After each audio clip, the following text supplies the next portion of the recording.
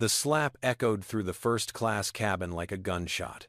3-year-old Elijah's crying stopped for just 1 second before exploding into heartbroken sobs. His mother Simone clutched him to her chest, trembling. Flight attendant Bethany stood frozen, her hand still raised, her face twisted with anger and disgust. Around them, passengers sat in shocked silence. Then a deep voice cut through the air from the back of the cabin. "You just hit my son." Bethany turned, and the color drained from her face. Before we dive into what happens next, drop a comment and let us know where you're watching from. Hit that like button if you believe everyone deserves respect regardless of their skin color. And subscribe because this story will shake you to your core. Trust me, you won't want to miss what happens when this flight attendant realizes exactly who she just messed with. Now let's rewind and see how we got to this shocking moment. Simone had never flown first class in her entire life. At 27 years old, working double shifts as a nurse at Atlanta General Hospital, she barely made enough to cover rent for the tiny apartment she shared with Elijah. Her son's father had walked out the moment she told him she was pregnant, leaving her to raise their child alone. She worked nights, relied on her elderly neighbor to babysit, and counted every dollar. But when her mother called from New York, voice weak and breaking, saying the cancer had spread and the doctors didn't think she had much time left, Simone didn't hesitate. She called every airline. Economy was sold out on every flight that could get her there in time. The only available seat was in first class, and it cost more than her monthly salary. She borrowed money from 3 different coworkers, promising to pay them back over the next 6 months. As she walked down the jet bridge holding Elijah's hand, her stomach churned with anxiety. She'd never been around wealthy people before. Would they judge her worn jeans and faded jacket?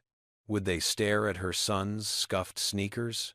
Elijah bounced beside her, excited about the airplane, chattering about clouds and birds. She squeezed his hand gently. "Remember what Mama said. You need to be very quiet and good on this plane. Okay, baby?" Elijah nodded solemnly, his big brown eyes looking up at her with complete trust. Her heart ached. He was so small, so innocent. He had no idea that the world would judge him differently because of the color of his skin. Not yet. They boarded the plane, and immediately Simone felt the stares. A woman in a cream-colored suit looked up from her magazine, her eyes traveling from Simone's face to Elijah's hand in hers, then to their boarding passes. Her lips pressed into a thin line. An older white man in the aisle seat huffed audibly as they passed. Simone's face burned. She found their seats, 3A and 3B, and helped Elijah climb into the window seat. He pressed his face against the glass immediately, marveling at the other planes. That's when she first saw Bethany. The flight attendant was in her mid-30s, blonde hair pulled back in a severe bun, makeup perfect, uniform crisp. She stood near the galley, watching passengers board. When her eyes landed on Simone and Elijah, her expression changed. The professional smile vanished, replaced by something cold and assessing. She walked over slowly, deliberately, her heels clicking on the floor. "Can I see your boarding passes?" Her tone was clipped, almost accusatory. Simone's hands shook slightly as she pulled out the crumpled papers. Bethany studied them for a long moment, as if looking for proof they were fake. Finally, she handed them back without a word and walked away. Simone exhaled. Beside her, Elijah hummed happily, oblivious. What Simone didn't know was that someone else had been watching the entire exchange. Several rows back, in seat 7A, sat a man in an expensive charcoal suit.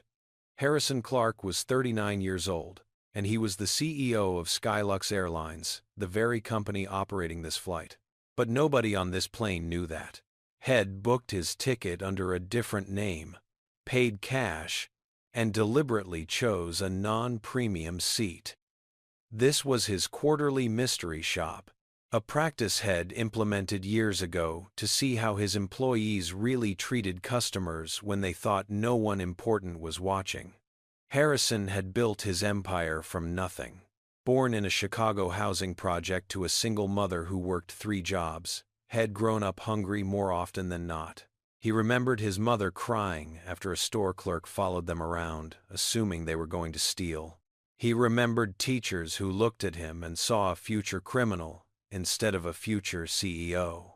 He remembered the exact tone of voice people used when they decided you weren't worth their respect, and had just heard that exact tone from one of his own flight attendants. He settled back in his seat, pulled out his phone, and opened a notes app. He began documenting everything he observed. The time Bethany approached Simone, her body language, her tone. This was going to be educational. Meanwhile, in the front of the cabin, Bethany returned to the galley where 2 other flight attendants, Marcus and Delilah, were preparing for departure. Marcus was a young black man, barely 2 years into the job. Delilah was Latina, experienced and professional. Bethany rolled her eyes dramatically. "Did you see who's in 3A?" She muttered to Delilah, quiet enough that passengers couldn't hear, but loud enough for Marcus to catch. "First class is really going downhill. Probably used food stamps to buy that ticket." Marcus' jaw tightened, but he said nothing. He needed this job. Delilah shot Bethany a warning. "Look, that's inappropriate." Bethany shrugged. "I'm just saying what everyone's thinking. You know those people don't belong up here. She probably can't even afford to tip. Those people." Delilah's voice was sharp now. "You need to check yourself." Bethany waved her off. "Oh, please, don't be so sensitive. I'm not racist. I'm just realistic. There's a reason first class exists, and it's for people who know how to behave. That kid is going to be a nightmare. You watch." As if on cue, other passengers began settling in. The cabin filled with the rustle of bags being stowed, phones being silenced, jackets being removed. Bethany moved through the aisle with a bright smile, greeting passengers. "Good afternoon, sir. Can I get you a drink before takeoff? Champagne? Wonderful." She laughed at someone's joke, her voice syrupy sweet. "And for you, ma'am? Sparkling water with lemon?" Right away. She passed Simone's row without stopping, without asking, without even making eye contact. Simone noticed. Of course she noticed. But she told herself it was nothing, just an oversight. The flight attendant was busy. It didn't mean anything. Except, it did. Because when Bethany finished serving drinks to every other passenger in first class, when Shed made sure the white woman in the cream suit had her champagne, and the older white man had his scotch, and the young white couple across the aisle had their matching mimosas, she walked right past Simone and Elijah again. She went back to the galley empty-handed. Simone waited a few more minutes, then unbuckled her seatbelt and approached the galley carefully. "Excuse me." Her voice was soft, apologetic, as if she was the one who'd done something wrong. "Could my son and I get some water, please?" Bethany looked up from her phone with obvious irritation. "We're about to take off. You need to return to your seat." You gave everyone else drinks. And I thought, oh, he'll get to you when I have time." Bethany's eyes were cold. "Now please sit down before I have to call the captain." Simone felt like she'd been slapped. She walked back to her seat, face burning, eyes stinging with tears she refused to let fall. Elijah looked up at her. "Mama? You okay?" She forced a smile. "Yes, baby. Mama's fine." But she wasn't fine. And things were about to get much, much worse. The plane began to taxi toward the runway. The captain's voice crackled over the intercom, welcoming passengers and announcing their flight time to New York. Engines hummed. Elijah pressed his hands against the window, watching the ground crew wave them forward. For a moment, Simone let herself hope that maybe the rest of the flight would be okay. Maybe that attendant would just leave them alone. Then the plane started accelerating down the runway, and Elijah's excitement turned to fear. The little boy had never flown before. He didn't understand why everything was shaking, why the noise was so loud, why it felt like they were going to crash. His eyes went wide, his bottom lip trembled, and then he started to cry. "Mama." He reached for her, his small body trembling. "Mama, I'm scared." Simone unbuckled his seatbelt and pulled him onto her lap, holding him tight despite the regulations. "It's okay, baby. We're safe. We're just going up into the sky. Remember I told you about flying? Like a bird." But Elijah was 3 years old, and he was terrified. His cries grew louder. Other passengers started looking over. Simone rocked him, whispered soothing words, rubbed his back. Nothing worked. The plane lifted off the ground, and Elijah's screams intensified. The older white man in the cream suit muttered loud enough to be heard.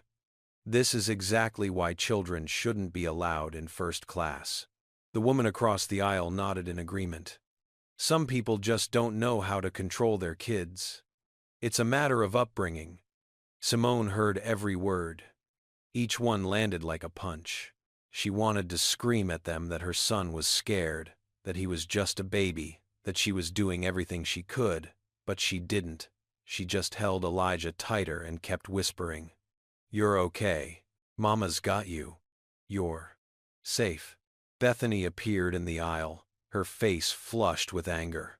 "Mom, you need to get that child under control right now." "I'm trying," Simone said desperately. "Hess just scared. Hess never flown before." "Well, maybe you should have thought about that before bringing him into first class." Bethany's voice dripped with contempt. "This is supposed to be a peaceful cabin for people who paid for a premium experience, not a daycare. Please. I'm doing my best." "Your best isn't good enough." Bethany leaned in closer, her voice low and vicious. "Let me be very clear. If you cannot control your child, I will have no choice but to report this disruption to the captain. We can have you removed at the next stop. Do you understand?" Simone nodded mutely, tears streaming down her face now. Elijah was sobbing into her shoulder. The other passengers were staring, and Bethany stood there with her arms crossed, as if daring them to make another sound. In the back, Harrison Clark's hands clenched into fists. Had heard every word, seen every gesture. This wasn't just poor customer service. This was cruelty. This was discrimination. And it was happening on his airline, under his watch. He pulled out his phone and started recording, careful to keep it low and discreet. This was evidence he'd need later. The plane leveled off, and gradually, very gradually, Elijah's cries subsided into hiccups and sniffles. Simone managed to get him calmed down enough to buckle him back into his seat. She pulled out a small bag of crackers she'd brought from home and gave them to him. He munched on them quietly, his face still wet with tears, his little chest still heaving with leftover sobs. Simone smoothed his hair back and kissed his forehead. "Good boy. Such a good, brave boy." Bethany returned to the galley and announced loudly to her coworkers, "I swear, some people think buying a first-class ticket gives them the right to let their kids run wild. That child has been screaming for 10 minutes straight." Marcus spoke up quietly. He was scared during takeoff. That's pretty normal for little kids. Normal for little kids who weren't raised properly. Bethany shot back. "When I was growing up, my parents would never have tolerated that kind of behavior. We knew how to sit still and be quiet in public. But I guess different cultures have different standards." Delilah's eyes flashed. "You need to stop. Right now." "Stop what?" "Telling the truth." Bethany turned away, dismissing them both. She grabbed a tray of drinks and headed back into the cabin. That fake smile plastered on her face again. "Here is your second champagne, sir." "Absolutely." Happy to get you another. She walked past Simona's row again without stopping. Simone didn't even bother asking anymore. She'd gotten the message. She wasn't welcome here. Neither was her son. They were being punished for existing in a space that someone like Bethany thought they didn't belong in. Elijah finished his crackers and asked quietly, "Mama, can I have some water?" Simone looked at the call button above their seats. She knew if she pressed it, Bethany would come, and she'd be met with more contempt, more barely concealed disgust. But her son was thirsty, had been crying so hard. She pressed the button.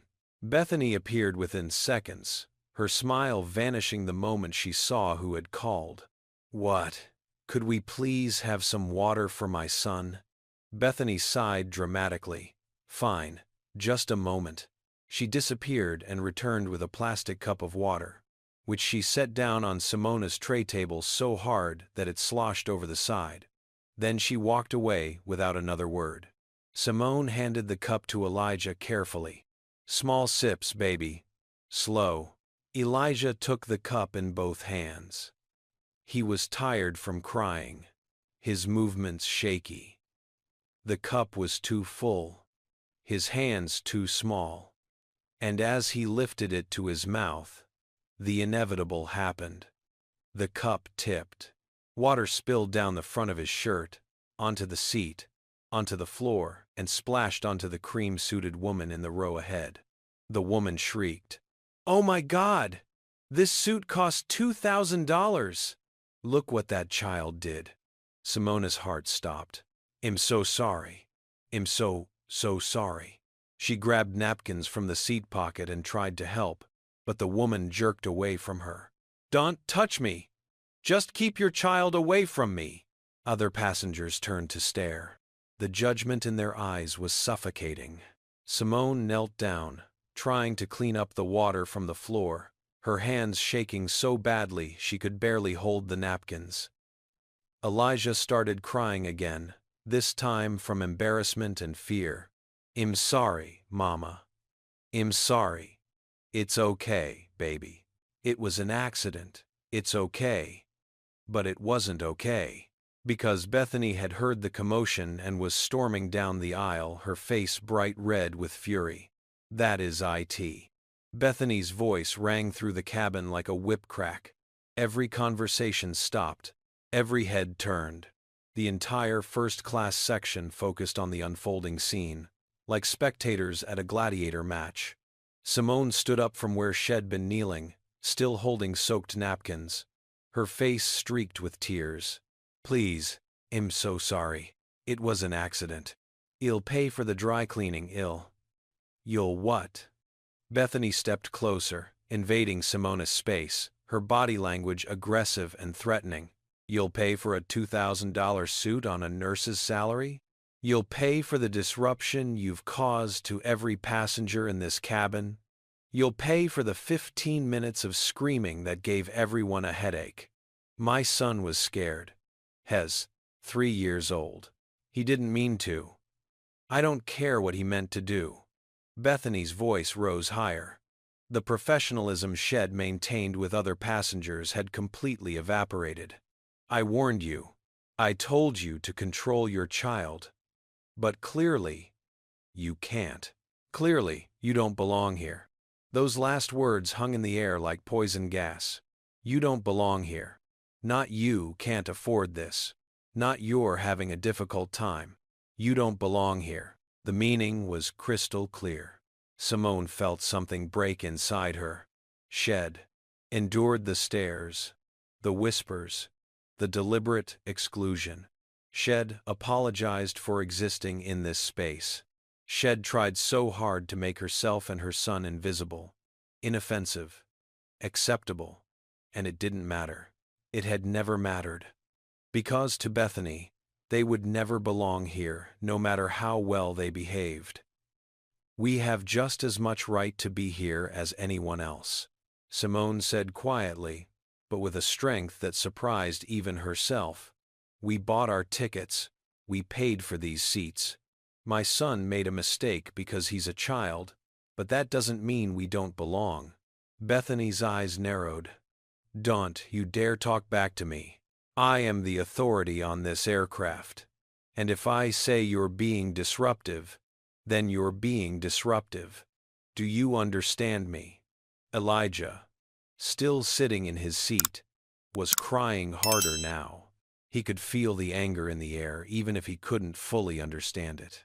He reached for his mother, his small voice breaking. Mama, I want to go home. Please, I want to go home. Simone turned to comfort him, but Bethany grabbed her arm. Don't you turn away from me when I'm talking to you. Let go of me. Simone pulled her arm free. Don't touch me. I'll do whatever is necessary to maintain order on this flight. Bethany's face was so close to Simone's now that she could smell the coffee on her breath. You people think you can come into spaces like this and act however you want. You think the rules don't apply to you. Well, I'm here to tell you that they do. You people. There it was again. The mask had fully slipped now, and everyone in the cabin could see exactly what Bethany really thought. Marcus appeared from the galley, his face stricken. Bethany, that's enough. Let's all just take a breath. And stay out of this, Marcus. Bethany didn't even look at him. This doesn't concern you. It concerns all of us. You're making a scene. I am making a scene. Bethany whirled on him. That child has been screaming since takeoff, and now he's destroyed another passenger's property. If you can't see that she needs to be held accountable, then maybe you're part of the problem too. The silence that followed was deafening. Marcus stepped back, hurt and anger warring on his face. Delilah stood frozen in the galley entrance, and the passengers watched, with a mixture of discomfort and anticipation, like they knew something terrible was about to happen, but couldn't look away. Bethany turned back to Simone and Elijah. The little boy was still crying, still reaching for his mother, his whole body shaking with sobs. And something in Bethany snapped. Later, she would claim it was frustration, that Shed only meant to gesture. But what happened next was crystal clear to every person in that cabin. Bethany bent down, her face level with Elijah's, and she hissed, "Stop that crying right now, you little." Her hand came up. Fast, deliberate. She struck him across the face with an open palm, the crack of skin on skin echoing through the cabin like a gunshot. For one frozen second, no one moved, no one breathed. Elijah's crying stopped abruptly, his eyes going wide with shock and pain. A bright red handprint bloomed across his small brown cheek. Then his face crumpled, and he screamed. Not a scared cry, not an upset whimper. A scream of pure pain and terror and betrayal. Simone snatched her son into her arms, her body shaking with rage and horror. "You hit my baby! You hit my baby!" Bethany straightened up, her chest heaving, but her expression showed no remorse. If anything, she looked satisfied. Maybe now hell learned to behave. That's when the voice came from the back of the cabin. Deep, controlled, but carrying an undertone of barely restrained fury that made everyone turn around. "You just hit my son." Bethany turned slowly, following the voice to the back of first class. A tall black man rose from seat 7A, and as he stood to his full height, the overhead lights caught his face. Bethany's smugness evaporated like water on hot pavement. Her mouth opened, but no sound came out.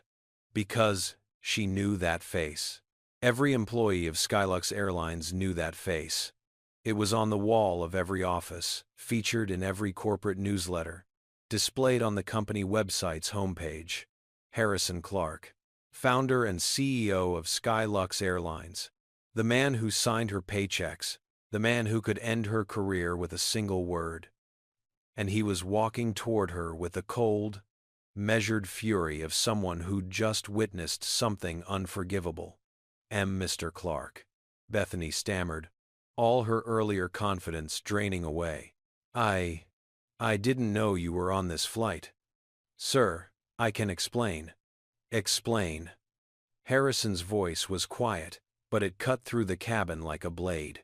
You're going to explain why you just struck a 3-year-old child in the face. The child was being disruptive, sir. I was just trying to maintain order in the cabin. It's my job to ensure all passengers have a pleasant experience, and this child has been screaming and causing problems since we took off. And then he destroyed another passenger's property. And She was babbling now, words tumbling over each other in her panic to justify herself. Stop talking. Harrison held up one hand, and Bethany's mouth snapped shut. He walked past her to where Simone stood, clutching Elijah. The little boy's face buried in her shoulder, his body racked with sobs. Harrison's expression softened completely. Mom, may I see his face?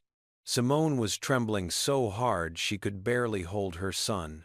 She didn't understand what was happening, didn't understand why this man had said Elijah was his son, but she could see genuine concern in his eyes. She gently turned Elijah toward him. The handprint was vivid against Elijah's skin. Harrison's jaw clenched so tight the muscle jumped. Had seen a lot of terrible things in his life. Had personally experienced racial discrimination more times than he could count. But seeing it happen to a child, seeing violence inflicted on a little boy who'd done nothing worse than be scared and clumsy, ignited something primal in him. He looked at Simone. My name is Harrison Clark.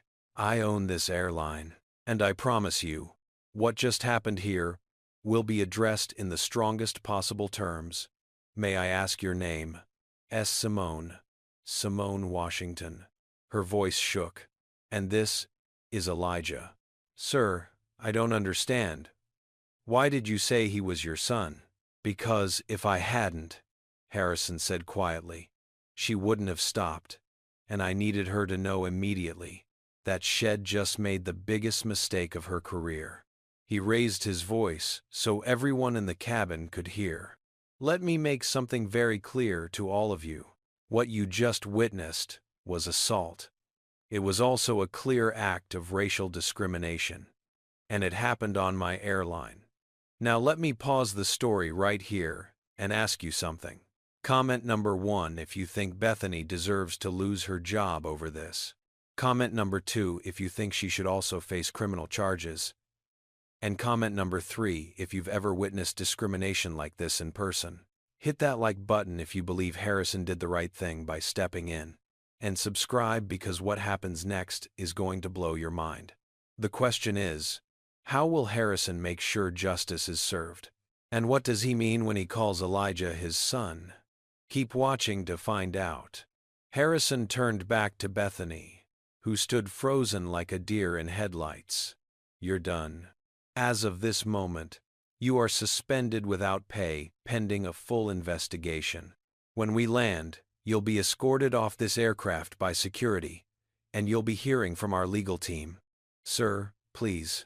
Bethany's eyes filled with tears now. Real fear replaced the earlier arrogance. I've worked for this company for 10 years. I have a family. I can't lose my job over one mistake. One mistake. Harrison's voice rose for the first time. You think what you did was one mistake? I've been sitting back there for the last hour watching you. I saw how you treated this woman and her son from the moment they boarded. I saw you serve drinks to every other passenger while deliberately ignoring them. I heard the way you spoke to her, the contempt in your voice, the thinly veiled racism in your words.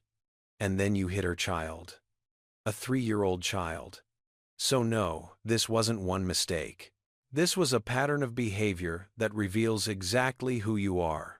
The other passengers were silent. Some looked ashamed. The woman in the cream suit stared at her lap. The older man who'd complained earlier suddenly found something fascinating about his phone screen. Marcus and Delilah stood in the galley entrance, and Marcus had tears streaming down his face. Harrison looked around at all of them. And the rest of you. You sat here and watched this happen. Some of you even encouraged it with your comments and complaints. You saw a mother trying her best with a scared child, and instead of offering compassion, you judged her. You decided she didn't belong here based on nothing more than the color of her skin. He let that sink in before continuing. I built this airline from nothing. I grew up poor. My mother cleaned houses for families who treated her like she was invisible. I know exactly what it feels like to be looked at like you're less than human. And I swore that if I ever had the power to make a difference, I would. So here's what's going to happen. Harrison pulled out his phone and made a call. This is Clark. I need you to arrange for police to meet us when we land at JFK. Yes, on the Atlanta to New York flight. There's been an incident. A flight attendant assaulted a passenger, a child. He paused, listening. I don't care if it causes delays. I want full documentation and I want charges pressed. And contact our legal department. I want them ready to support the family if they choose to pursue civil action. Yes, I'm serious. Get it done. He hung up and looked at Simone. Mom, if you want to press charges against her and file a lawsuit against the airline for emotional distress and the trauma your son experienced, my legal team will help you pro bono. You won't pay a cent for representation. Simone couldn't speak, couldn't process what was happening. This powerful man was offering to help her, a nobody nurse from Atlanta, who couldn't even afford this ticket without borrowing money. It didn't make sense. Why? She finally whispered. Why are you doing this? Harrison's expression softened again. Because it's the right thing to do. And because. He hesitated, then continued. Because, when I look at your son, I see myself 36 years ago. Different place, different situation, but the same scared little boy who didn't understand why people hated him for no reason. The plane continued flying toward New York while the cabin remained suspended in shocked silence. Bethany had been escorted to the crew area in the back by Marcus and Delilah, where she sat with her face in her hands, sobbing. Harrison had gently suggested that Simone and Elijah move to his more private seat toward the back of first class, away from the staring passengers. Shed agreed gratefully, and now they sat together while Elijah clung to his mother, the crying finally subsiding into exhausted hiccups. Harrison sat across the aisle, giving them space but staying close enough if they needed anything. Simone kept looking at him, trying to understand. Finally, she found her voice again. Mr. Clark, I'm grateful for everything you're doing, but I don't understand. You said Elijah was your son, but he's not. Why would you say that? Harrison leaned forward, elbows on his knees, choosing his words carefully. I said it because, in that moment, it was the fastest way to make her stop. People like Bethany respect power and consequences. If Id just said, "Stop hitting that child," she might have argued that she was doing her job. But the second she thought that child was connected to me, to someone with power over her career, she froze. It was a manipulation, yes, but it was necessary.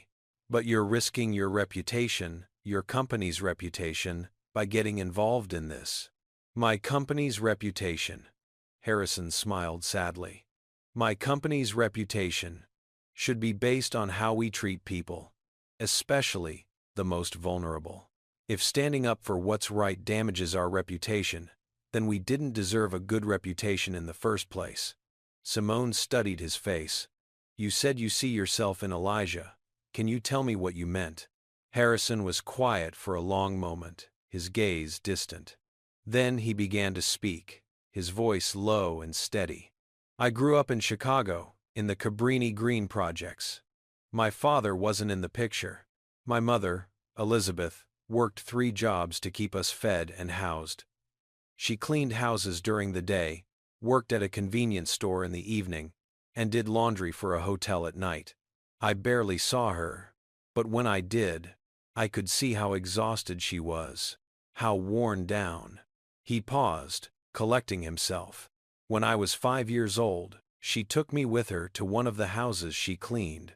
The family was rich, white, lived in this massive place in the suburbs. The mother of that family saw me standing in the foyer while my mom got her cleaning supplies. And she lost it. Started screaming that my mother had violated their agreement by bringing that boy into her house. Said I might steal something or break something or make a mess. My mother begged her to understand. Shed had no one to watch me that day. But the woman didn't care. She fired my mom on the spot. Simone's eyes filled with tears. That's horrible. It gets worse. As we were leaving, the woman's son, who was about 7, came down the stairs. He looked at me and said, "My mom says your kind ruins everything." He was 7 years old, and had already learned to hate me. That's when I understood that racism isn't always shouted from rooftops. Sometimes it's whispered into children's ears until it becomes their truth. How did your mother handle it? She cried the whole bus ride home. Not because of the lost job, she could find another one, but because she felt like Shed failed to protect me from the ugliness of the world. I remember her holding me and saying, "Baby, you're going to grow up and be someone important. You're going to be so important that people like her will have to treat you with respect, whether they want to or not." Harrison's voice roughened with emotion. She died when I was 19. Heart attack. Probably from working herself to death trying to give me a chance at a better life. I never got to show her what I became. Never got to give her the easy life she deserved. Simone reached across the aisle and touched his hand. She knew. Mothers always know. They sat in comfortable silence for a moment. Then Simone spoke again. "I'm flying to New York because my mother is dying. Cancer. The doctors say she has maybe a week left. I borrowed money from 3 people to buy this ticket because there were no economy seats left. This is my first time in first class, and I was so nervous about it, worried that people would judge us, that Elijah would do something wrong, and then everything I was afraid of happened." "None of this is your fault," Harrison said firmly. "You did nothing wrong. Your son did nothing wrong. You were targeted from the moment you stepped on this plane because Bethany made assumptions about who you were based on your skin color. That's on her, not you. But Elijah did spill the water. That latest suit really is expensive." And he was crying so loud. Has 3 years old. 3-year-olds cry. 3-year-olds have accidents. That's universal, regardless of race. But a white child would have been met with patience and understanding. Your son was met with hostility and violence. Do you see the difference? Simone nodded slowly. Shed, always known racism existed, had experienced it herself in smaller ways throughout her life. But seeing it directed at her innocent child, seeing someone actually hurt him, had shattered something inside her. What happens now? Now, we make sure this never happens to anyone else. Harrison pulled out his phone again. "I'm going to have my team meet us at the airport. Well, get Elijah checked by a doctor to document the injury. Well, file a police report. And then we're going to have a very serious conversation about what Skylux Airlines stands for." As he spoke, Delilah approached cautiously from the galley. "Mr. Clark? I'm so sorry to interrupt, but may I speak with you for a moment?" Harrison nodded, and she sat down in the empty seat next to him, her hands twisting nervously in her lap. "Sir, I need to tell you that this isn't the first time Bethany has said or done inappropriate things. Marcus and I have both heard her make racist comments before. We reported it to our supervisor 6 months ago, but nothing was done. We were told that unless a passenger complained, there was nothing to investigate." Harrison's jaw tightened. "Give me the name of that supervisor." "Paul Henderson. Has the regional manager for flight crews." "Not anymore." Harrison typed something into his phone. "Anyone who knew about this behavior and did nothing is complicit. They're all done." Delilah's eyes widened. "Sir, I don't want to cost people their jobs. You didn't cost them anything. Their choices cost them their jobs. You did the right thing by reporting it. The failure was in the people above you who ignored it. He looked at her seriously. How many other flight attendants have similar complaints that were ignored? I don't know for sure, but there are rumors. Stories people share in the break room about difficult passengers, and sometimes the way they describe those passengers, the language they use, it's not right. Harrison stood up. I need you to do something for me. When we land, I want you to write down everything you remember. Every incident, every complaint that was ignored, every person who should have acted but didn't. Can you do that? Yes, sir. Thank you for your courage in speaking up. That takes guts. He turned to Simone. I'm going to walk through the cabin and speak with the other passengers. Some of them witnessed everything. I want their statements too. Will you be okay here? Simone nodded. Elijah had fallen asleep against her shoulder, exhausted from crying. She stroked his hair gently, her heart breaking for what Head endured. Harrison walked slowly through first class, stopping at each row. He spoke quietly to the woman in the cream suit, whose expensive outfit had been splashed with water. Mom, I'm Harrison Clark, CEO of this airline. I'd like to know if you plan to seek compensation for your damaged clothing. The woman wouldn't meet his eyes. No, that's not necessary. It was an accident. The child didn't mean to do it. That's correct. He didn't. So I hope you'll reconsider how you reacted in the moment. She nodded miserably. I'm sorry. I said things I shouldn't have said. I was frustrated, but that's no excuse. Harrison moved on. The older white man who'd complained about children in first class also apologized when approached. I'm ashamed of myself, he admitted. My grandson is about that boy's age. If someone had hit him like that, I'd want them arrested. But I sat here and watched it happen to someone else's child and didn't say a word because he trailed off. Because he was black, Harrison finished. Yes, that's exactly why. And that needs to change. By the time Harrison returned to his seat, Head collected contact information from 8 passengers willing to give statements. Most had expressed remorse for their inaction. A few had defended their silence by saying they didn't think it was their place to intervene. Harrison had politely but firmly told them that it's always your place to intervene when you witness injustice. As he sat back down, the captain's voice came over the intercom. Ladies and gentlemen, we're beginning our descent into New York. Please return to your seats and ensure your seatbelts are fastened. Simone gently woke Elijah. The little boy stirred, then winced as he touched his face. The handprint had darkened to an angry bruise. Simona's eyes filled with fresh tears, but she forced herself to stay calm for his sake. Almost there, baby, just a little bit longer. Harrison leaned across the aisle. There's going to be a lot of people at the airport. Police, my staff, possibly reporters. If word got out, I know you're trying to get to your mother. I'll have a car waiting to take you directly to the hospital as soon as we're done with what needs to be documented. Okay, thank you, Simone whispered. Thank you for everything. You don't need to thank me. This is basic human decency.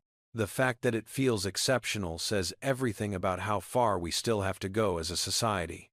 The plane touched down smoothly. As it taxied to the gate, Bethany remained isolated in the crew area, her career and reputation in ruins. Marcus stood guard at the door, his arms crossed, his expression grim. Head spent the flight thinking about all the times Head stayed silent when he should have spoken up. All the times Head witnessed subtle and not-so-subtle racism and told himself it wasn't his problem. Never again. Head decided that right then and there. Never again. When the plane finally stopped at the gate, Harrison stood up. Ladies and gentlemen, I need everyone to remain seated for a few minutes while we handle an official matter. Thank you for your patience. 2 police officers boarded the plane, followed by 3 members of Harrison's executive team. Bethany was brought out from the crew area, her face blotchy from crying, her hands shaking. One of the officers asked Harrison to explain what had happened. He did, his voice steady and factual. Then he turned to Simone. "This is Simone Washington and her son Elijah.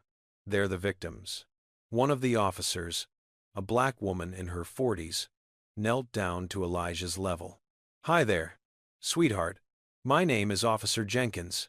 Can you tell me what happened on the airplane? Did someone hurt you?" Elijah looked at his mother, who nodded encouragingly. In a small voice he said, "The airplane lady was mean. She yelled at Mama. Then she hit me. It hurt." Officer Jenkins' expression hardened. She stood up and looked at Bethany. "Mom, you're under arrest for assault. You have the right to remain silent."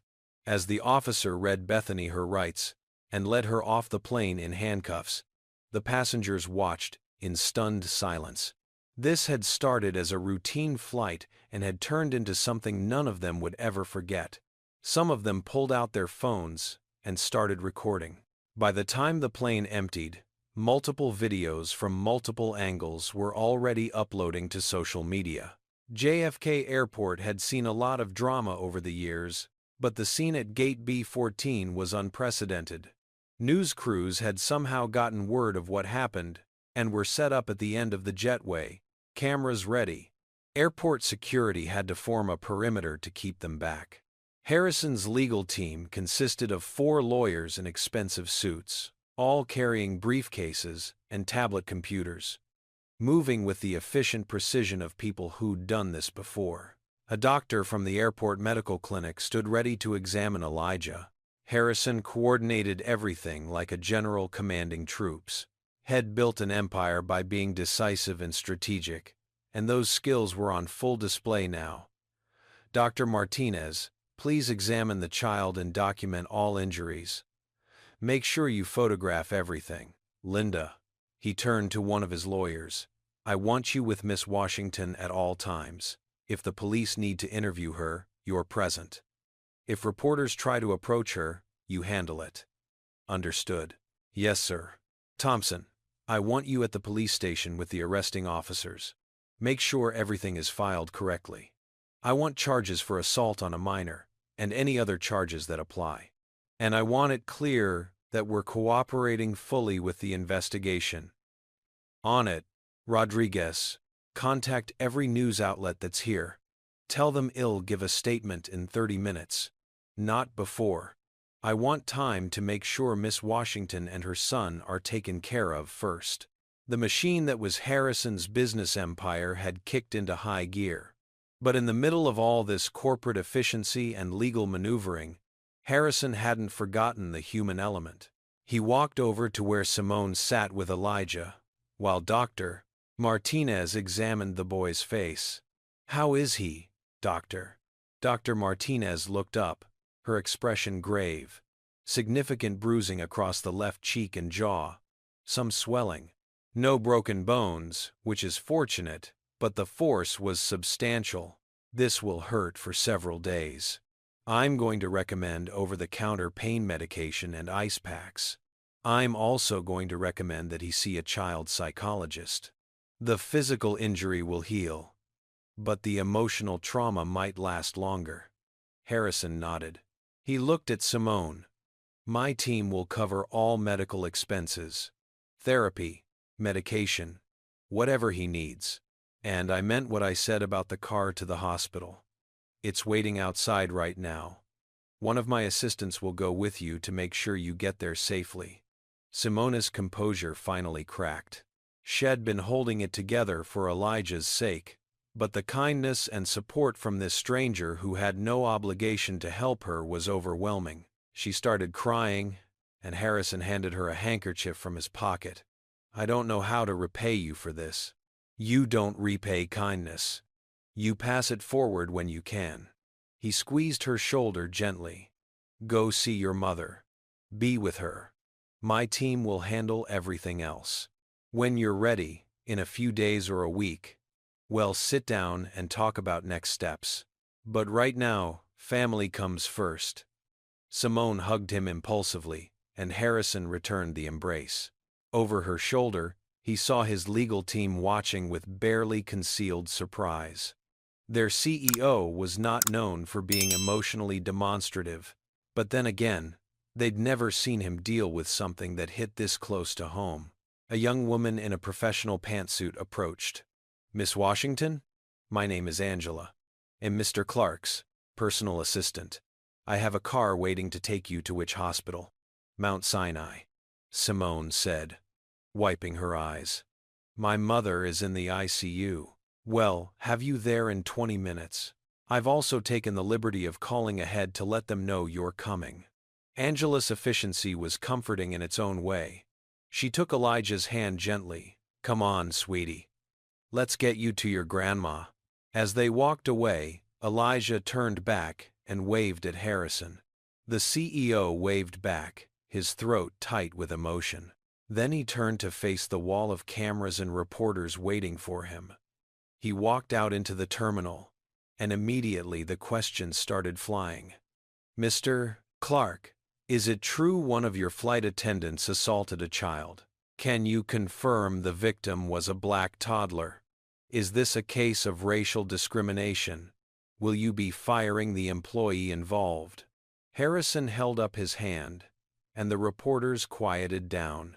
Had always had that effect on people, a natural authority that commanded attention. He looked directly into the cameras. "My name is Harrison Clark. I'm the founder and CEO of Skylux Airlines. Today, on one of our flights, I personally witnessed an employee commit an act of violence against a 3-year-old child. I witnessed that same employee engage in clear racial discrimination against the child's mother from the moment they boarded. And I witnessed a system failure that allowed this employee to maintain such prejudices despite previous complaints against her." He paused, letting that sink in. The cameras were rolling, recording every word. This would be on every news channel within the hour. Good. He wanted it everywhere. "The employee, Bethany Caldwell, has been terminated immediately and is currently under arrest. She will face the full consequences of her actions, both criminal and civil. But more than that, I'm announcing today that Skylux Airlines will undergo a complete review of our hiring practices, training protocols, and complaint procedures. We will be implementing mandatory anti-racism training for every single employee, from flight attendants to executives. We will be creating an anonymous reporting system so employees can report discrimination without fear of retaliation. And we will be donating $1 million to organizations that fight against racial injustice." A reporter called out, "Some people are saying you're only doing this because you happen to be on the flight. What do you say to that?" "I say they're right. I was only able to intervene because I was there. But how many times has something like this happened when I wasn't there? How many passengers have been mistreated, discriminated against, or harassed, and no one with power stepped in? That's what we need to fix. Not just on my airline, but across the entire industry." "Why did you tell the flight attendant the child was your son when he wasn't?" Harrison smiled grimly. "Because I knew that the fastest way to stop her was to make her understand there would be consequences. She didn't care about hurting that child, but she cared about hurting the CEO's son. That tells you everything you need to know about how power and privilege work in our society. And that's what we're going to change."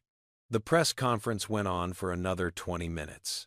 Harrison answered every question honestly, refused to deflect or minimize what had happened, and made it clear that this was personal for him. Finally, he wrapped it up. "I need to get back to work. There's a lot to do, but I want to end by saying this. If you witness injustice, speak up. If you see discrimination, intervene. If you have power, use it to protect those who don't. That's how we make the world better. One action at a time. Thank you." As he walked away from the cameras, his chief legal counsel caught up with him. "Boss, That was a hell of a statement. The board is going to have opinions about the $1 million donation. The board can have all the opinions they want. I'm still the majority shareholder. The donation stands. Some people are going to say you're being too political. Then they can fly someone else's airline. I'm not going to stay silent about racism because it might hurt our stock price. They walked through the terminal together, heading toward the Skylux executive offices that were housed in a building adjacent to the airport. Harrison's phone was blowing up with calls and texts. He ignored all of them for now. There was one more thing he needed to do today. He called his head of HR into his office an hour later. Paul Henderson, the regional manager Hode, ignored complaints about Bethany, was already there, waiting, looking nervous. "Paul," Harrison said without preamble. "You're fired." "Sir, I can explain." "Explain what?" "That you received complaints about an employee engaging in racist behavior and you did nothing? That you told the people reporting to you that without a passenger complaint, there was nothing to investigate? That you enabled this situation through your inaction?" Paul's face went red. "I was following company policy. We can't fire someone just because of rumors." "They weren't rumors. They were concerns raised by other employees. And company policy is about to change drastically. You're done. Security will escort you out. Your employment contract will be sent to you tomorrow, and you'll be hearing from our legal team about your role in creating a hostile work environment." After Paul was escorted out, Harrison turned to his HR director. "I want a full audit of every complaint filed in the last 5 years that was dismissed without investigation. I want to know how many other Bethanys we have working for us. And I want them all gone." "Sir, if we fire everyone who's ever made an inappropriate comment, we might be looking at dozens of terminations." "Then so be it. I'd rather have an airline with fewer employees and better values than an airline that puts profits over human dignity." As the sun set over New York, Harrison sat in his office and thought about Simone and Elijah. He hoped they'd made it to the hospital in time. He hoped Simone's mother would hold on long enough for them to say goodbye. He hoped that little boy would heal from the trauma of what Head experienced today, and he vowed that he would do everything in his power to make sure nothing like this ever happened on his airline again. By the next morning, the story had exploded across every form of media. The hashtag Justice for Elijah was trending worldwide on social media. News channels played the footage on loop, the sound of that slap echoing through millions of homes. Cell phone videos from passengers showed Bethany's arrest, her face hidden as she was led off the plane in handcuffs. Harrison's press conference had been viewed over 20 million times.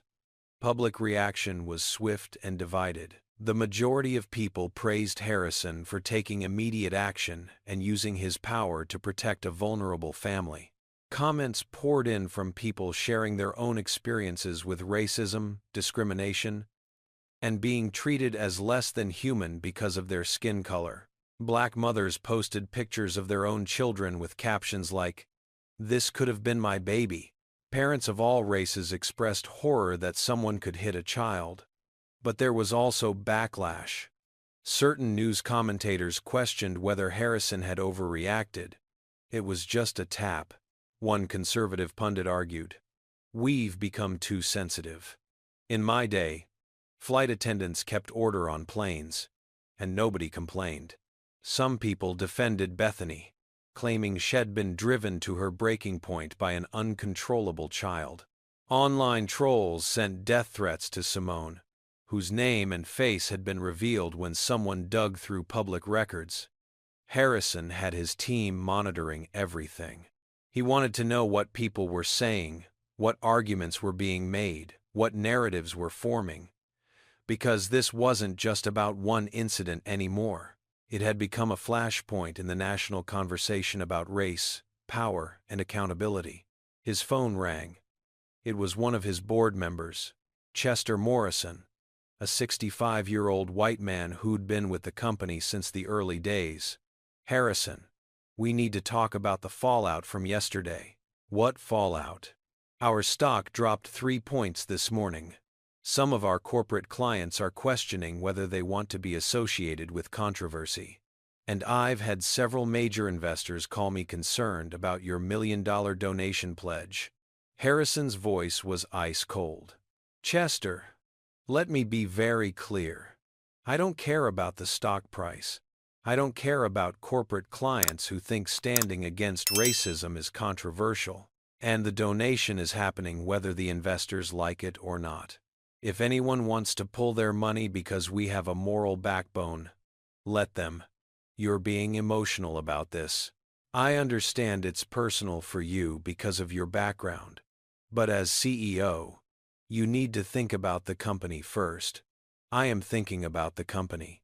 I'm thinking about what kind of company we want to be. Do we want to be known as the airline that allowed racism to flourish? Or do we want to be known as the airline that took a stand? I know which one I choose. The board is meeting tomorrow to discuss this. Some of them want to distance the company from your statements. Then some of them can resign. I'm not backing down, Chester. Not on this. He hung up and immediately got another call. This one was from Simone. His heart jumped. Miss Washington? Is everything okay? Her voice was heavy with grief. My mother passed away this morning. She held on long enough for us to get here, and then she was gone. But I wanted to call and thank you. Because of you, I got to say goodbye. Because of the car you sent. Because of how quickly everything was arranged. I made it in time. I'll never forget that. I'm so sorry for your loss. Harrison's throat tightened. He thought about his own mother, about not being able to save her, about all the goodbyes he'd never gotten. Take all the time you need. Don't worry about anything else right now. Just be with your family. There's something else I need to tell you. The hospital here, they're being amazing. The staff found out what happened on the plane, and they've been so kind to Elijah.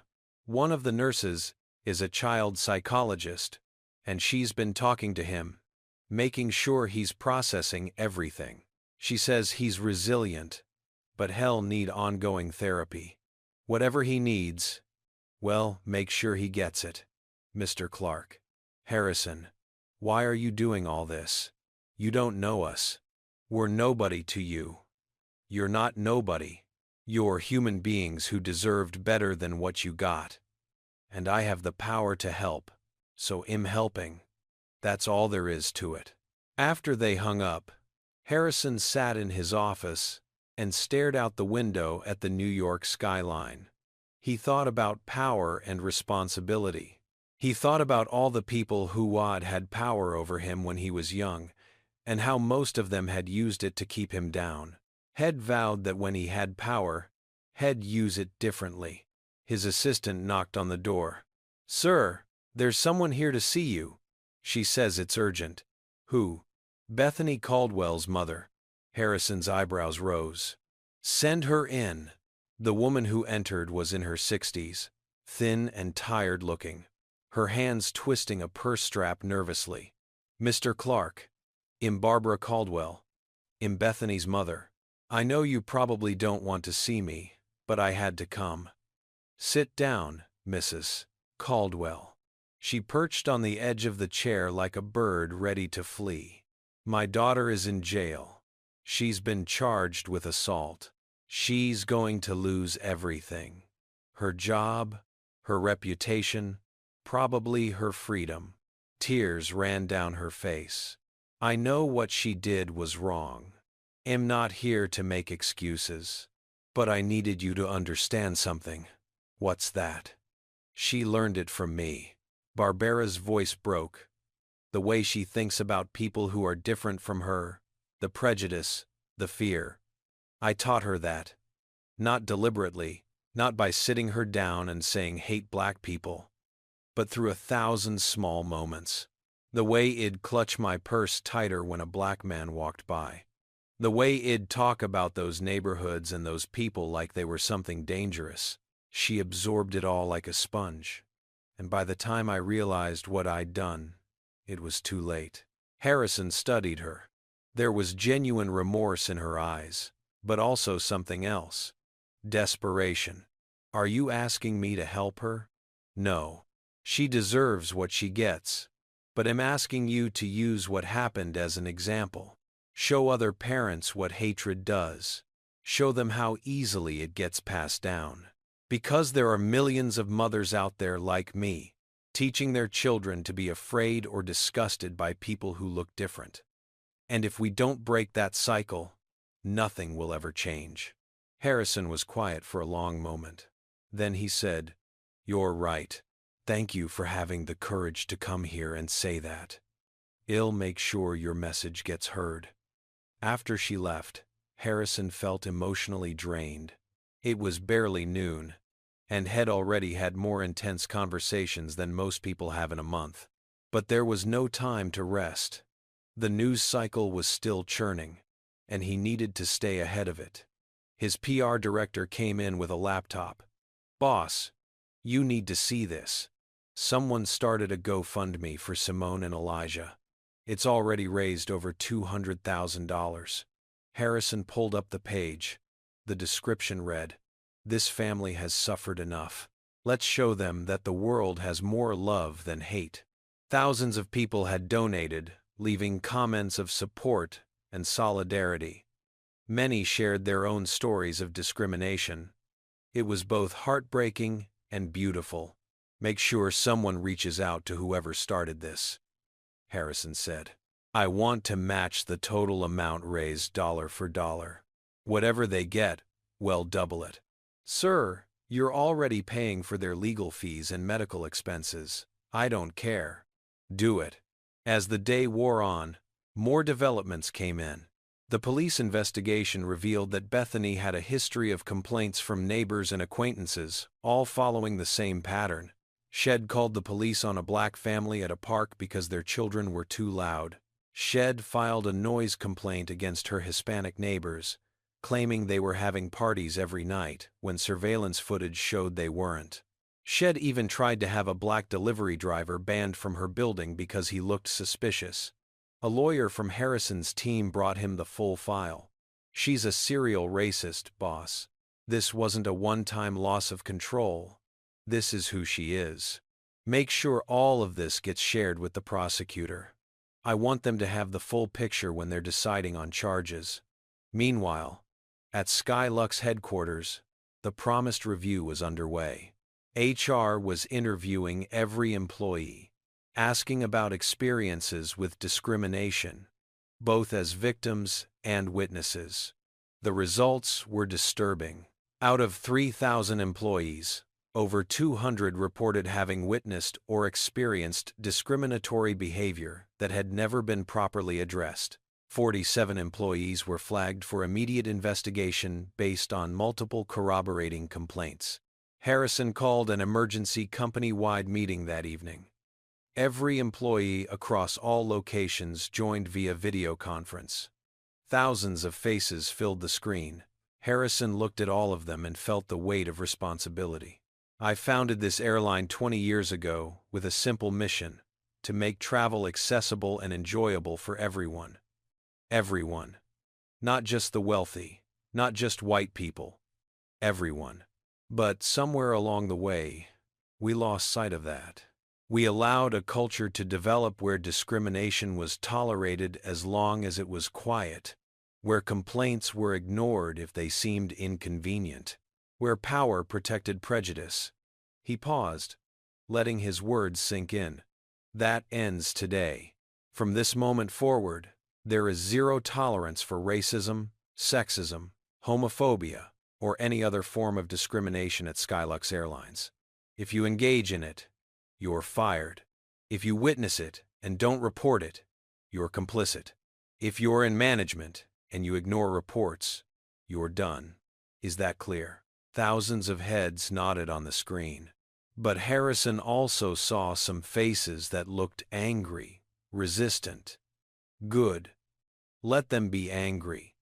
Let them quit if they couldn't handle treating people with basic respect.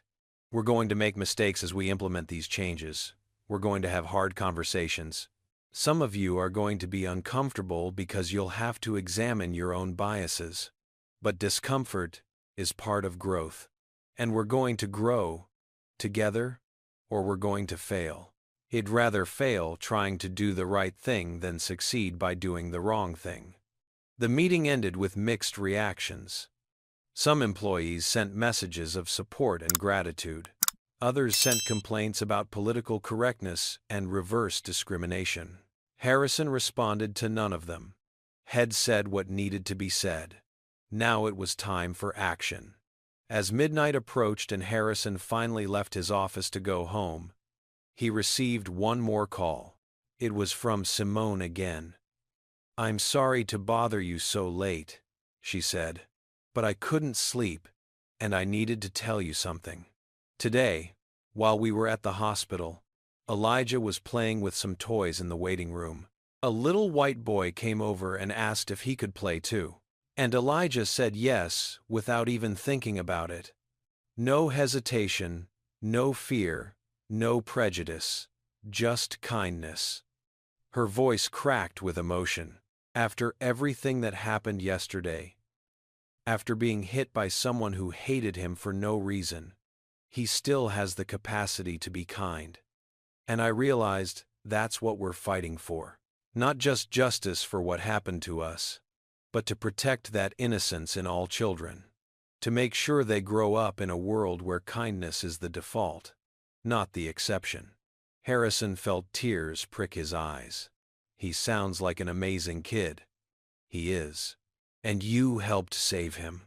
Not just from that woman, but from losing faith in people.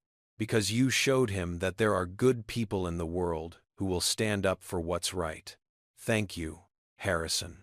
Thank you for being one of those people. After they hung up, Harrison stood at his window, looking out at the city that never sleeps. Somewhere out there, Bethany sat in a jail cell, contemplating the ruins of her life. Somewhere out there, thousands of people were having conversations about race and privilege and justice. And somewhere out there, a 3-year-old boy was sleeping peacefully. Still innocent, despite everything. Still capable of kindness. Tomorrow would bring more challenges, more backlash, more work to be done. But tonight, Harrison allowed himself to believe that maybe, just maybe, they were making a difference. 3 weeks later, the investigation into Bethany and the systemic issues at Skylux Airlines was complete. The findings were damning.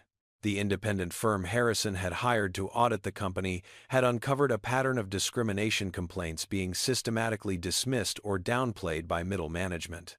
They'd found evidence that certain managers actively discouraged employees from reporting incidents, warning them it would be career suicide to make waves. The report recommended terminating 23 employees for direct acts of discrimination and 7 managers for enabling a hostile work environment. Harrison approved every single one. The terminations happened on the same day, all at once, sending shockwaves through the company. But he also made sure that the employees who'd tried to report problems and been silenced received public commendations and promotions. The story stayed in the news cycle because Bethany's trial became a spectacle.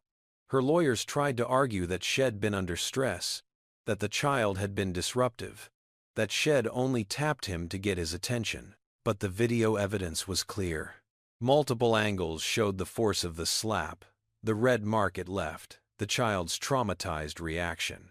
Character witnesses came forward, including neighbors, former co-workers, and even her ex-husband, all describing a pattern of racist behavior going back years.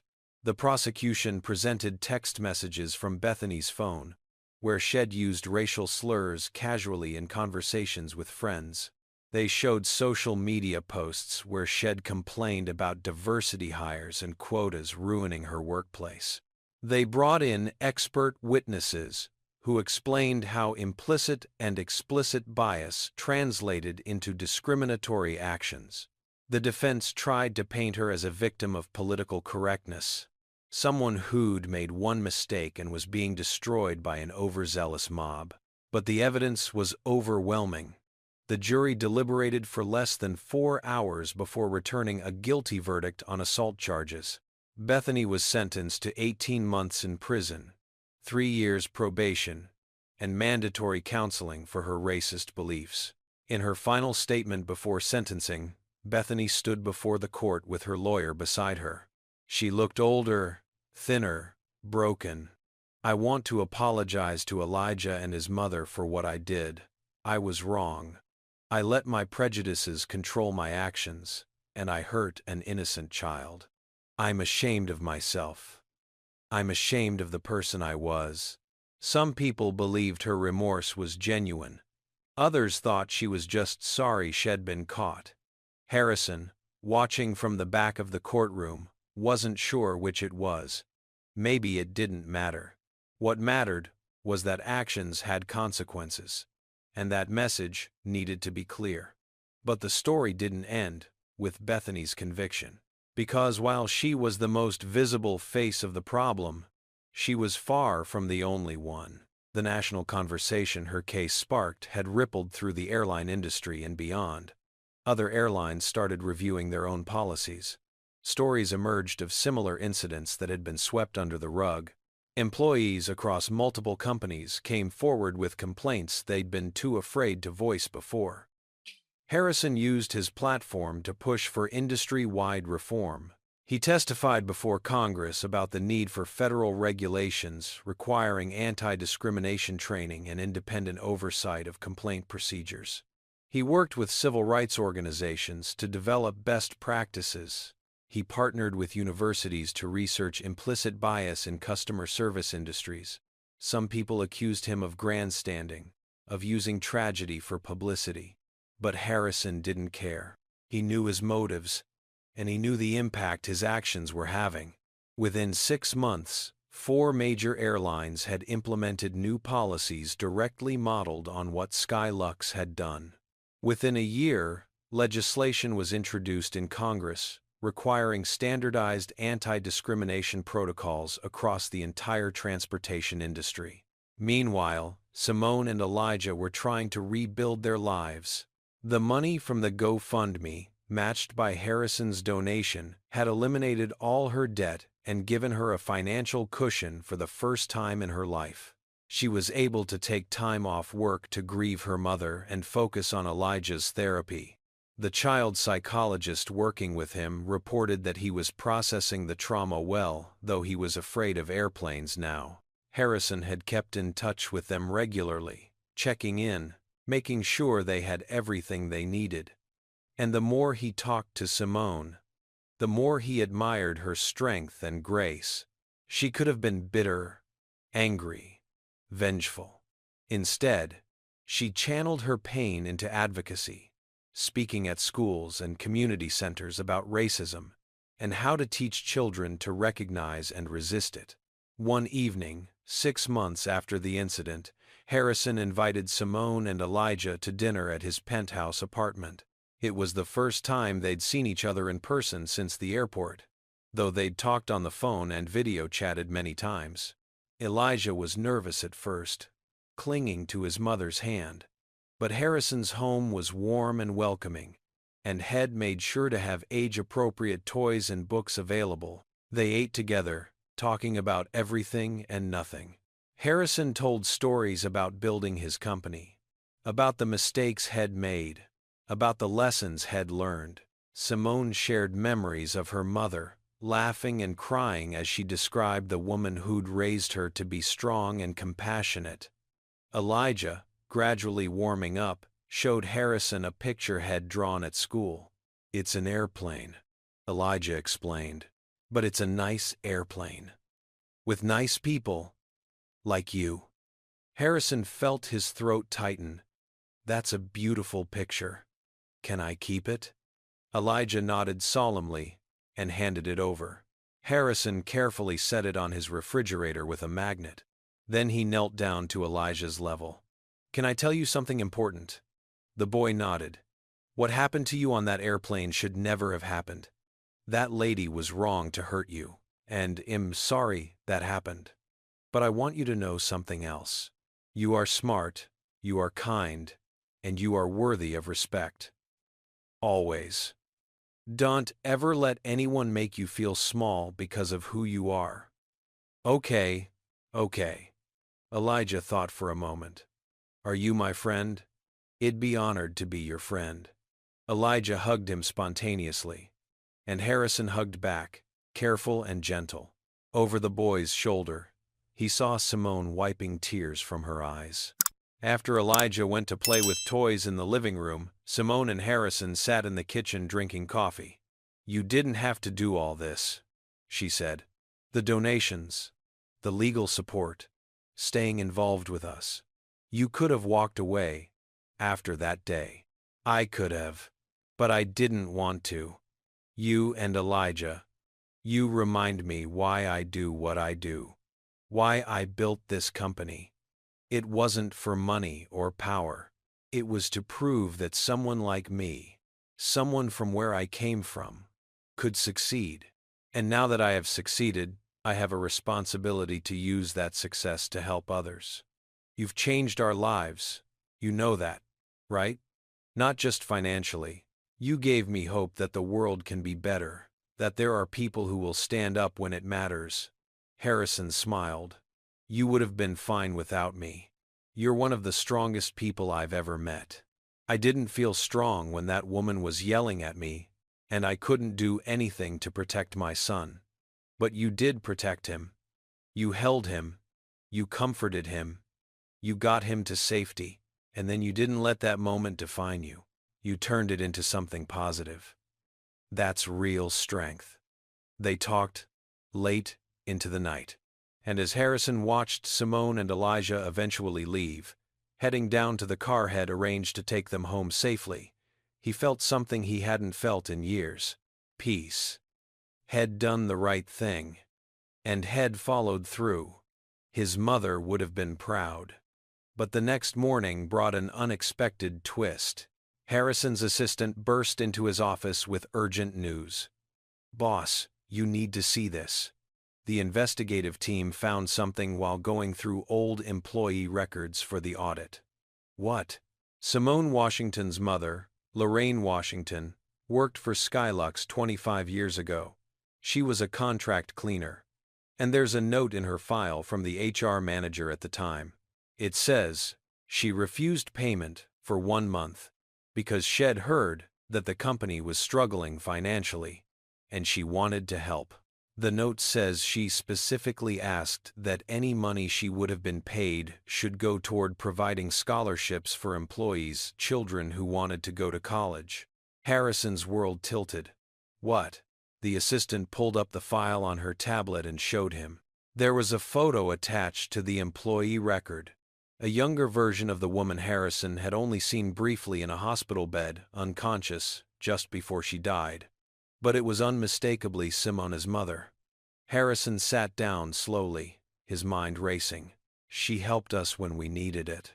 25 years ago, when I was barely keeping the company afloat, when I was working 100-hour weeks and couldn't afford to pay employees sometimes, she gave up her salary to help.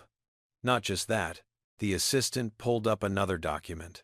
She anonymously donated to the scholarship fund every month for 3 years until she had to leave the company because her own mother got sick and she had to move to Atlanta to take care of her. The scholarship she helped fund. Boss. It paid for Marcus' training. Remember Marcus, the flight attendant who tried to stop Bethany? Harrison couldn't speak. The circle was complete in a way that seemed impossible. Cosmic. The woman whose daughter had protected his company decades ago. The scholarship she'd funded had trained the employee who'd tried to intervene on her grandson's behalf. He called Simone immediately. I need you to come to my office. There's something I have to show you. An hour later, Simone sat across from him, staring at the old employee files, the photos, the records of her mother's donations. Tears streamed down her face. I never knew she did this. She never told me. She was an extraordinary person. And now I understand where you get your strength from. Simone looked up at him. All this time, I thought you were helping us out of pure kindness. But maybe Maybe the universe brought us back together for a reason. To close a circle. To honor her memory. Harrison came around the desk and sat beside her. Your mother gave my company a chance to survive when we had nothing. She believed in us when she didn't have to. And 25 years later, I got to help her family in their time of need. Maybe you're right. Maybe it was meant to be. They sat together in silence, both thinking about the invisible threads that connect people across time and space, about how one act of kindness can echo through decades, about how the good we put into the world has a way of coming back, sometimes when we need it most. 1 year after the incident on Flight 723, Skylux Airlines looked completely different. The company had implemented comprehensive anti-discrimination training for all employees, created an independent oversight board to investigate complaints, and established a scholarship program for children from underprivileged backgrounds who wanted to pursue careers in aviation. The scholarship was named the Lorraine Washington Memorial Scholarship, and it had already awarded full rides to 15 students. The company's reputation had taken a hit initially, but recovered stronger than before. Customers appreciated the transparency and accountability. Many people specifically chose to fly Skylux because they wanted to support a company that had taken a stand. The stock price had fully rebounded and then exceeded previous highs. The board members who'd been worried about profits had to admit that doing the right thing had been good for business too. Harrison stood at the podium during the scholarship award ceremony, looking out at the audience. Simone sat in the front row with Elijah, now 4 years old and thriving. Marcus, the flight attendant, who had tried to stop Bethany, was there too, recently promoted to lead trainer for customer service. Delilah sat beside him, having been promoted to regional supervisor. We're here today to honor the memory of Lorraine Washington, Harrison began. A woman who embodied everything this company should stand for: compassion, integrity, service. She helped us when we needed it most, asking for nothing in return. And now, we have the privilege of helping young people in her name. He called up the scholarship recipients, one by one.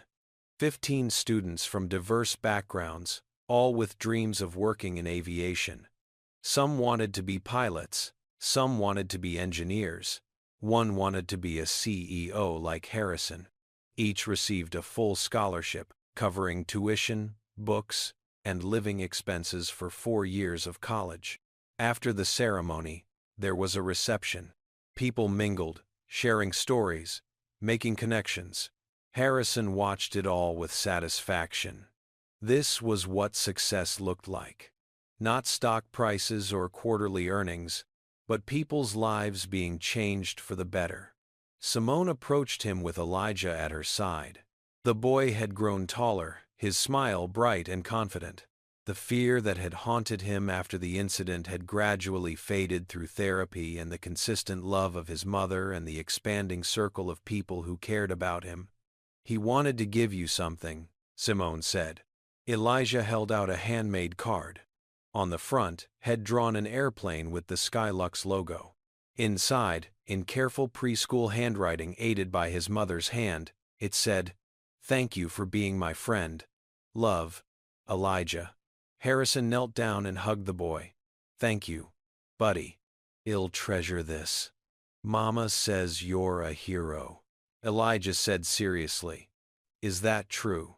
Harrison smiled. "Am not a hero. I just did what was right. But you know what? You're a hero too." "I am. Absolutely. You were brave when scary things happened. You stayed kind even when someone was mean to you. And you're making the world better just by being yourself. That's what heroes do." Elijah beamed and ran off to play with some of the other children at the reception. Simone and Harrison stood together, watching him. "He doesn't remember it much anymore," Simone said quietly. "The therapist says that's common with young children. The memory fades. But I remember. I'll always remember what you did for us. What we did together, Harrison corrected. You had the courage to speak up. You had the strength to turn trauma into advocacy. I just had the platform. Where do you think we'd be now if you hadn't been on that plane? Harrison considered the question. I think you would have found another way forward. You're a survivor. But I'm glad I was there. I'm glad I could help. And I'm glad we've stayed connected. Over the past year, their relationship had evolved into genuine friendship. Harrison was like an uncle to Elijah, present for birthdays and holidays. Had helped Simone find a better-paying position at a private hospital with excellent benefits. Shed helped him understand perspectives Head never considered, challenged his assumptions, made him a better leader. They'd both grown from knowing each other. As the reception wound down, Harrison's assistant approached with a reminder about his next meeting. He groaned. Back to work. No rest for the CEO. Simone laughed. Go change the world some more. Well, see you Sunday for dinner, right? I'll be there. Tell Elijah I'm bringing ice cream. You're going to spoil him. That's what honorary uncles are for. As Harrison left the event and headed back to his office, he thought about the journey that had led him here. From a poor kid in Chicago to the CEO of a major airline. From a victim of discrimination to someone with the power to fight against it. The circle had closed in ways he never could have imagined. He thought about Bethany, serving time in prison, hopefully learning and growing from her mistakes. He thought about all the employees who'd been fired for their discriminatory behavior, their careers over because they'd refused to treat people with basic respect. He didn't take pleasure in their downfall, but he didn't regret it either. Actions have consequences. He thought about all the passengers from that flight. Many had reached out to him afterward to apologize for their silence, promising to be braver next time. Some had become activists in their own communities, using what they'd witnessed as a catalyst for change. Even the woman in the cream suit had donated a significant amount to racial justice organizations, trying to make amends for her part in the incident. And he thought about Simone and Elijah, about how their lives had been forever altered by one terrible moment that had been transformed into something meaningful. The trauma would always be part of their story, but it didn't define them. They'd chosen hope over bitterness, action over victimhood, forgiveness over hatred. As Harrison sat at his desk and looked at the drawing Elijah had given him all those months ago, still hanging on his refrigerator, transported now to his office wall, he felt a profound sense of purpose. This was why Head built this company. This was why Head fought so hard to succeed, so that when moments like that flight arrived, Head have the power to make a difference. 3 years later, the story had become legend within the aviation industry. The flight that changed everything was how people referred to it. Business schools taught it as a case study in corporate responsibility. Training programs used it as an example of how to handle crises with integrity. And children's books were written about a little boy who encountered hatred but was saved by kindness. Elijah was 7 now, thriving in school, loved and protected. He wanted to be a pilot when he grew up, and Harrison had promised to help make that dream come true. Simone had gone back to school, earning her degree in public health, and now ran a non-profit organization focused on combating racism in healthcare settings. She traveled the country giving talks, sharing their story, inspiring others to speak up and take action. Harrison had stepped back from day-to-day operations of Skylux to focus on advocacy work full-time. The airline ran smoothly under new leadership that shared his values. He spent his days working with legislators, meeting with activists, funding initiatives, and using his wealth and influence to push for systemic change. And through it all, the 3 of them stayed connected: Simone, Elijah, and Harrison. An unlikely family formed through trauma and transformed by love. They celebrated holidays together, vacationed together, supported each other through life's challenges. The bond forged on that terrible day had become unbreakable. On the anniversary of Lorraine's death, They visited her grave together. Elijah placed flowers on the headstone, while Harrison and Simone stood with their arms around each other. "She'd be so proud of you," Harrison said quietly. "She'd be proud of all of us." Simone replied. "She'd say we took the worst day and made something beautiful from it." Elijah looked up at them. "Grandma's in heaven, right?" "Yes, baby. Do you think she knows what happened? That Mr. Harrison helped us." Simone smiled through tears. "I think she knows, and I think she brought him into our lives for a reason."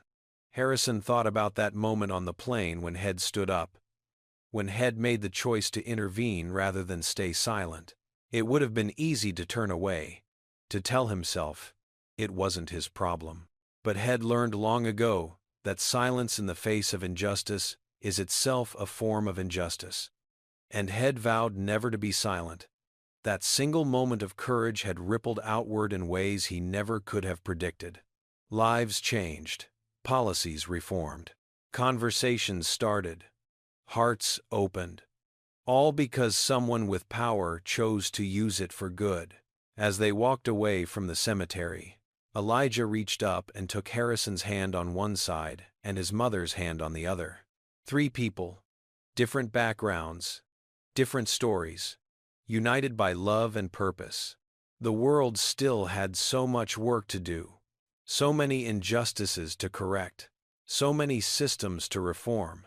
But in this moment, walking together in the sunshine, they were proof that change was possible. That night, Harrison received an email from Marcus, the flight attendant. It included a photo of a young woman in a pilot's uniform standing in front of a Skylux plane. The caption read, "My daughter just completed her training. She's the first person in our family to become a pilot. Thank you for creating a company where people like us can thrive. Thank you for standing up when it mattered. You changed more lives than you'll ever know." Harrison stared at the photo for a long time. Then he forwarded it to Simone with a simple message. "This is why we don't give up. This is why we keep fighting. Because every life we touch goes on to touch other lives. The circle keeps expanding." She wrote back immediately. "Mom used to say that kindness is like planting seeds. You might not see the tree grow, but someday someone will sit in its shade. I think she'd be happy to know her kindness grew into a forest." Harrison thought about forests and seeds, and circles closing. He thought about how one woman's generosity 25 years ago had saved his struggling company, how that company had provided him the platform to save her grandson decades later, how that salvation had inspired reforms that would protect countless others, how those protected others would go on to create even more change. It was all connected. Every act of courage, every moment of standing up for what's right, every choice to be kind when cruelty would be easier. They all mattered. They all added up. They all created the world we live in together. And as Harrison finally shut down his computer and headed home, he carried that knowledge with him. Tomorrow would bring new challenges, new injustices to fight, new opportunities to make a difference. But tonight, he allowed himself to rest in the certainty that they were making progress. Slowly, imperfectly, but undeniably, they were bending the arc of the moral universe toward justice. So now I want to hear from you. Comment and tell me, have you ever witnessed injustice and found the courage to speak up? Or was there a time you stayed silent and wish you'd acted differently? Share your stories in the comments because your experiences matter and might inspire someone else to be brave when it counts. And if this story moved you, if it made you think about the power we all have to create change, then hit that like button. Subscribe to this channel because, well, keep bringing you stories that challenge us to be better, to do better, to stand up when it matters most. Share this video with someone who needs to hear it. Someone who's fighting their own battles against discrimination and injustice. Someone who needs to know they're not alone. Thank you for watching this journey with me. Thank you for caring about justice and equality and human dignity. And remember what Harrison taught us. You don't have to be a CEO to make a difference. You just have to be willing to speak up when you see something wrong. You just have to choose courage over comfort. You just have to remember that we're all connected. And when we lift each other up, we all rise together. Until next time, keep fighting the good fight. Keep choosing kindness. Keep believing that change is possible. Because it is, and you're part of making it happen. This story teaches us that silence in the face of injustice makes us complicit. When Harrison witnessed discrimination, he didn't look away or tell himself it wasn't his problem. He used his power to protect the powerless, showing us that privilege comes with responsibility. We learn that racism isn't always overt violence. It often hides in subtle actions like being ignored, receiving cold service, or being treated as less than human. These microaggressions accumulate into trauma, especially for children who absorb these messages about their worth. The story also reveals how prejudice is learned and passed down through generations. Bethany's mother admitted Shed taught her daughter to fear and hate through countless small moments. This reminds us to examine our own biases and be intentional about what we model for the next generation. We see that accountability matters. Bethany faced consequences, not because of one mistake, but because of a pattern of hateful behavior Shed never been challenged on before. Most importantly, we discover that kindness creates ripples we may never see. Lorraine's generosity decades earlier came full circle to protect her grandson. Every act of courage, every moment we choose compassion over cruelty, plants seeds that grow into forests of change. We don't need CEO-level power to make a difference. We just need the courage to speak up when it matters. Now, I want to hear your voice. Have you ever witnessed racism and wished you'd spoken up? Or did you find the courage to intervene when someone needed protection? Drop your story in the comments below, because your experience could inspire someone else to be brave. Comment number 1 if you believe more companies should follow Harrison's example of accountability. Comment number 2 if you think Bethany's sentence was fair. And comment number 3 if this story changed how you'll respond to injustice in the future. If this story touched your heart and made you think differently about standing up for what's right, smash that like button. Subscribe to our channel and hit the notification bell so you never miss stories that challenge us to be better humans. Share this video with your family, your friends, your coworkers, anyone who needs to understand that we all have the power to create change. Thank you for spending this time with me, for opening your heart to this difficult but necessary story. May you always have the courage to stand up when you see wrong, the wisdom to examine your own biases, and the compassion to treat every person with the dignity they deserve.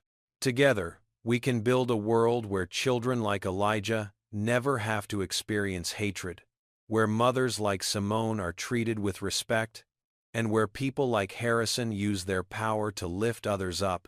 Until next time, choose kindness, speak truth, and never stay silent when it matters most. Peace and love to you all.